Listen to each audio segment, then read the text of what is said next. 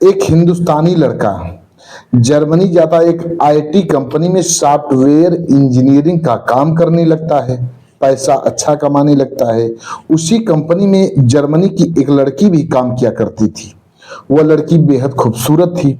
अब वह लड़की इस लड़के से दोस्ती कर लेती है, लेकिन उसी बीच कोरोना काल का दौर था। उस लड़की को कोरोना हो जाता है। यह लड़का जाता है, उसका उपचार करता है, उसकी देख रेख करता है। जब वह लड़की ठीक हो जाती है, फिर इसके बाद एक दिन इस लड़के को अपने पास बुलाती है। पास बुलाने के बाद जो करती है, आप सब सुन करके हैरान रह जाएंगे। नमस्कार, प्रणाम। हम अजित यादव शेरा भाई, हमारे इस चैनल में आप सबका बहुत बहुत स्वागत है। अगर आप लोग हमारे इस चैनल को सब्सक्राइब नहीं किए हों तो आप सबसे निवेदन है, आप लोग हमारे इस चैनल को सब्सक्राइब करें, लाइक करें, कमेंट करें। कहानी अच्छी लगे तो उसको शेयर जरूर करना। बड़ी ही रोमांटिक कहानी है। इस कहानी को आप लोग पूरा सुनिएगा। हम उम्मीद करते हैं कि आप लोग पसंद करेंगे। अब कहानी शुरू होती है। यह कहानी शुरू होती है मध्य प्रदेश से। यहीं के रहने वाले एक व्यक्ति जिनका नाम नंदलाल होता है, नंदलाल की पत्नी का नाम शकुंतला देवी होता है। इन दोनों दंपत्ति के बीच में एक बेटा होता है जिसका नाम लोग बड़े प्यार से राघव रखते हैं। राघव बड़ा ही खूबसूरत लड़का था, बड़ा ही होनहार लड़का था। पढ़ने लिखने में काफी तेज तर्राक लड़का निकलता है। ये जो नंदलाल जी थे, रिक्शा चलाने का काम किया करते थे। रिक्शा चला करके अपने बच्चे को अच्छी तालीम दे रहे थे, अच्छी शिक्षा दे रहे थे। एक अच्छे विद्यालय में उसका एडमिशन कराते हैं। बच्चा काफी तेज तर्राक निकलता है, होनहार निकलता है। चारों तरफ उसकी चर्चा होती है, उसकी पढ़ाई की चर्चा होती है। धीरे धीरे समय बीत रहा था। एक दिन की बात है, नंदलाल जी अपना रिक्शा चला करके घर पर आ रहे थे। रास्ते में उनका एक्सीडेंट हो जाता है। जब एक्सीडेंट हो जाता है तब वहां के स्थानीय लोग आनंद फानन में उठा करके उनको हॉस्पिटल में एडमिट कराते हैं। उनका इलाज शुरू हो जाता है। धीरे धीरे तबीयत में सुधार आने लगता है। लेकिन उससे पहले एक दिन की बात है, अब वो डिस्चार्ज होने वाले थे, घर पर आने वाले थे। तभी उससे ठीक एक दिन पहले की बात है, शकुंतला देवी को हार्ट अटैक आता है। हार्ट अटैक आने के बाद शकुंतला देवी की मौत हो जाती है। घर पर लड़का था राघव, अपनी मां की अंत्येष्टि क्रिया करता है। पिता को जानकारी नहीं देता है। अब जब जानकारी नहीं देता है, मां की अंत्येष्टि क्रिया होती है। फिर इसके बाद मां का 13वीं संस्कार करता है। पिता को अब हॉस्पिटल में ही रखता है। पिता को बहका करके बताता है कि माँ ठीक ठाक है। उनको जानकारी ही नहीं होती है। उनको डॉक्टर से मिल करके हॉस्पिटल में ही रखता है कि अगर इनको जानकारी होगी तो शायद इनको सदमा लग जाए। अब इधर माँ की 13वीं जब हो जाती है, फिर इसके बाद 13वीं जब बीत जाती है, तब राघव सोचता है कि अपने पिताजी को अब डिस्चार्ज करा करके घर पर लेकर के आऊं। इधर किसी माध्यम से राघव के पिता नंदलाल को जानकारी हो जाती है कि उनकी पत्नी की मौत हो चुकी है और उनका 13वीं संस्कार भी बीत गया। इतनी बात जब सुनते हैं नंदलाल जी, उनको एक सदमा सा लगता है। जब सदमा सा लगता है, जैसे उनको दौरा सा आने लगा। अब डॉक्टर जितने थे वहां के आनंद फानन में आते हैं, ऑक्सीजन लगाते हैं और ट्रीटमेंट चालू करते हैं। लेकिन कुछ ही क्षण बाद उनकी भी मौत हो जाती है। जब नंदलाल जी की मौत हो जाती है, अब राघव बिल्कुल लाचार हो जाता है। किसी तरह से पिता को घर पर लेकर के आया। फिर इसके बाद लोगों की मदद को लेकर के श्मशान घाट पर लेकर के जाता है और पिता की भी अंत्येष्टि क्रिया करता है। फिर इसके बाद पिता का भी 13वीं संस्कार करता है।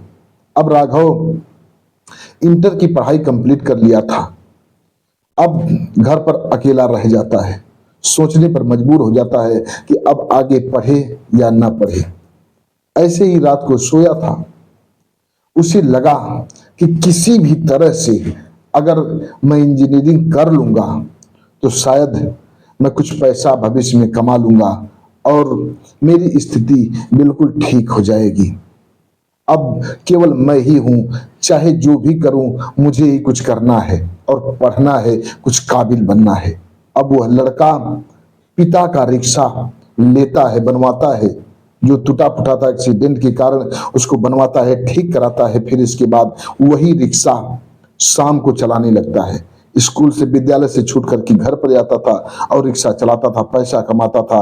अब एक विद्यालय में अपना एडमिशन कराता है, वो भी इंजीनियरिंग कॉलेज में, सॉफ्टवेयर इंजीनियरिंग की पढ़ाई करने लगता है। राघव शाम को रिक्शा चलाता था, 5 बजे से लेकर के रात 10 बजे तक रिक्शा चलाता, फिर इसके बाद उसी बीच उसी दरमियान समय निकाल करके पढ़ाई भी करता और धीरे धीरे समय बीत रहा था। वह लड़का पढ़ने लिखने में तो काफी तेज तर्राक था ही, अच्छे मार्क्स से पास होता है। फिर इसके बाद जब पढ़ाई कंप्लीट कर लिया तो एक दिन एक ऐड देखता है, वो भी जर्मनी का ऐड था, एक आईटी कंपनी का ऐड था। उसमें सॉफ्टवेयर इंजीनियरों की मांग थी। अब यह लड़का जब वो ऐड देखता है, पर्चा अप्लाई करता है ऑनलाइन। जब ऑनलाइन पर्चा अप्लाई करता है, फिर इसके बाद उसको जर्मनी बुला लिया जाता है उस कंपनी में। अब यह राघव उस कंपनी में चला जाता है। अब वहाँ साल के 45 लाख रुपए उसके पैकेज होते हैं उस कंपनी में। अच्छी तनख्वाह थी, इंडियन रुपीज करीब करीब 45 लाख रुपए साल का था पैकेज। अब वह लड़का जब इतना पैसा सुनता है, देखता है, एकदम उसके समझ लीजिए कि होश उड़ जाते हैं। वह लड़का बहुत खुश होता है, सोचता है कि अब मेरी गरीबी कोसों दूर चली गई। अब वह लड़का उसी कंपनी में अच्छा जॉब करने लगा, पैसा कमाने लगा। धीरे धीरे समय बीत रहा था। एक दिन की बात है, उसी कंपनी में एक लड़की भी काम करती थी। वह लड़की जर्मनी की ही थी। उसका नाम था लिली बेब। लिली बेहद खूबसूरत थी। धीरे धीरे वहां उस कंपनी में जब राघव काम कर रहा था, उस लड़की से दोस्ती हो जाती है। वह लड़की काफी क्लोज आ जाती है राघव की, और वह समय समय पर अपना जो कुछ भी था शेयर किया करती थी। घर की बात या रास्ते की बात या अदर कोई बात हमेशा राघव से शेयर करती थी। राघव भी उस लड़की से अपना हर बात शेयर किया करता था। दोनों इतना क्लोज आ गए थे, दोनों बड़ी गहरे मित्र हो चुके थे। एक दिन की बात है, 2020 का समय होता है, कोरोना काल का दौर था। लड़की के माता पिता को कोरोना आ जाता है। कोरोना की चपेट में उसके माता पिता आ जाते हैं। जब कोरोना की चपेट में आ जाते हैं तो लिली के माता पिता की मौत हो जाती है। जब लिली के माता पिता की मौत हो जाती है, लड़की घर में अकेली पड़ जाती है। वहां का जो रीति रिवाज होता है, उस रीति रिवाज के अनुसार माँ की अंत्येष्टि क्रिया जो भी कुछ होता है करती है, करवाती है। फिर इसके बाद अब घर में अकेली थी। कंपनी में भी ताला लग चुका था क्योंकि कोरोना का दौर था और कंपनी बिल्कुल ठप हो चुकी थी। वहां से ऑर्डर हो चुका था, लॉकडाउन सा लग चुका था। अब वो लड़की अपने घर में थी और राघव अपने रूम में था। इधर एक दिन की बात है, लिली को भी कोरोना हो जाता है। जब लिली को कोरोना हो जाता है, किसी माध्यम से राघव को जानकारी हो जाती है। जब राघव को जानकारी होती है, तब राघव सोचता है कि लिली के पास चला जाए और उसको इस आपत्ति काल में उसकी हेल्प की जाए, उसकी मदद की जाए। अब राघव अपने रूम से निकलता है और फिर लिली के रूम पर पहुंच जाता है, उसके घर पर पहुंच जाता है। घर पर पहुंचने के बाद लिली देखती है दूर से कि राघव आया है। राघव को भगाना चाहती है, कहती कि मुझे कोरोना हो गया है, तुम यहां से चले जाओ, मुझे अपने हाल पर छोड़ दो, मैं अकेली रह लूंगी। अगर बचूंगी तो ठीक, नहीं बचूंगी तो प्रशासन के लोग हमारी अंत्येष्टि क्रिया कर देंगे। लेकिन राघव जाने से इनकार कर देता है। कहता है कि लिली, तुम मेरी बहुत ही जिगरी दोस्त हो, यहां तुम्हारे सिवा मेरा कोई नहीं है। तुम ही तो एक हो जो हमारे हर सुख दुख में साथ देती हो। आज तुम पर एक विपत सी आई है, मैं इस विपत में तुझे अकेला छोड़ करके नहीं जा सकता, मैं कदापि नहीं जा सकता, तुम लाख कोशिश करो। नहीं मानता है वह राघव। राघव लिली के पास आता है।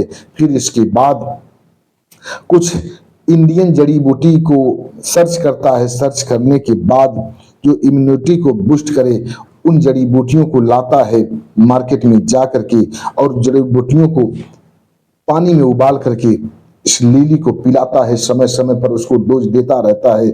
ऐसे करते करते करीब करीब 1 महीने का समय बीत जाता है। अब धीरे धीरे लिली की तबीयत में बिल्कुल सुधार आने लगता है। लिली कुछ ही दिन बाद बिल्कुल स्वस्थ हो जाती है। अब जब लिली स्वस्थ हो जाती है, जब लिली अब बिल्कुल चलने फिरने में समर्थ हो जाती है, तब एक रोज की बात है, लिली राघव को अपने पास बुलाती है। राघव को पास बुलाने के बाद राघव से कहती है कि राघव, अगर तुम न होते तो शायद आज मैं इस दुनिया में नहीं होती। इस कोरोना काल में जो कोई भी सुनता था कि किसी को कोरोना हुआ है तो कोई किसी के पास नहीं जाता था, लेकिन तुम मेरे एक ऐसे मित्र निकले कि आज तूने मुझे एक नया जीवन दान दिया है। मैं सदा तुम्हारी ऋणी रहूंगी। जब इतनी बात राघव सुनता है, कहता है कि लिली कैसी बात कर रही हो, दोस्ती में ये सब नहीं देखा जाता है, कोई किसी का ऋणी नहीं होता, ये तो मेरा कर्तव्य है, तुम मेरी दोस्त हो, इस नाते मैंने तुम्हारा हेल्प किया, तुम बच गई, ये ऊपर वाले का करिश्मा है। जब इतनी बात वो लिली सुनती, कहती कि नहीं, अगर तुम न होते तो शायद मैं नहीं बच पाती, क्योंकि मुझे कोई ये दवा देने वाला नहीं होता मेरे पास, मुझे कोई एक गिलास पानी देने वाला नहीं होता, मैं कैसे बचती, मैं तड़प करके दम तोड़ देती। आंखों में आंसू आ जाते हैं लिली को और राघव के अखबार से लिपट जाती है, और अखबार से लिपटने के बाद तुरंत वहीं घुटनों के बल बैठती है, और घुटनों के बल बैठने के बाद राघव को आई लव यू बोलती है। फिर इसके बाद कहती है कि राघव, क्या तुम मुझसे शादी करोगे? राघव जब इतनी बात सुनता है, उसके भी आंखों में आंसू आ जाते हैं। कहते हैं, लिली, मैं तुमसे शादी जरूर करूंगा, तुम मेरी दोस्त हो, अब तुम मेरी धर्म पत्नी बन जाओ। जब इतनी बात लिली सुनती है, लिली अब और कस करके अखबार में समेट लेती है राघव को। फिर इसके बाद राघव को अपने साथ लेती है, वहीं की कोर्ट में जाती है, राघव के साथ शादी करती है। शादी करने के बाद राघव के साथ रहने लगती है। धीरे धीरे कुछ दिन व्यतीत होता है। अब राघव का दिल अपने घर नहीं लग रहा था, वो सोचता है कि मुझे इंडिया न जाना पड़े, लिली यही है, अब मैं अपना जीवन लिली के साथ बिताऊंगा। लिली से बात करता है, वहीं की नागरिकता लेता है। नागरिकता लेने के बाद लिली के साथ वहीं रहने लगता है, अपना पूरा आशियाना बना लिया, और आज भी लिली के साथ वहीं रहता है। दोनों लोग हंसी खुशी से अपना जीवन बिता रहे हैं। बस आज की कहानी इतने तक। हमारे कुछ व्यूअर हैं जो कि अपना नाम लेने के लिए अपील किए हैं। एक हैं गोपाल राय जी, एक गाजीपुर के रहने वाले हैं, ये हमारी हर कहानी को सुनते बेहद पसंद करते हैं। राव मोहम्मद यासीन लाहौर पाकिस्तान के रहने वाले हैं। ब्रोजेंद्रो सिंह ये मणिपुर के रहने वाले हैं। अनुज कुमार त्रिपाठी ये लखनऊ उत्तर प्रदेश के रहने वाले हैं। महानंद जी ये फरीदाबाद के रहने वाले हैं। डॉक्टर राकेश सैनी भी नौर के रहने वाले हैं। ये लोग हमारी हर कहानी को सुनते हैं, बेहद पसंद करते हैं। लोग वीडियो में नाम लेने के लिए अपील किए थे, हमने बारी बारी से इन लोगों का नाम लिया। आप भी अपना नाम बुलवाना चाहते हैं तो कमेंट बॉक्स में अपना नाम दीजिए, एड्रेस बता दीजिए, आप सबका भी बारी बारी से नाम लिया जाएगा। कहानी कैसी लगी कमेंट बॉक्स में जरूर बताइएगा। चैनल को लाइक सब्सक्राइब करना मत भूलिएगा। मिलते हैं अगले एपिसोड में किसी एक नई कहानी के साथ, रोमांटिक कहानी के साथ। तब तक के लिए नमस्कार।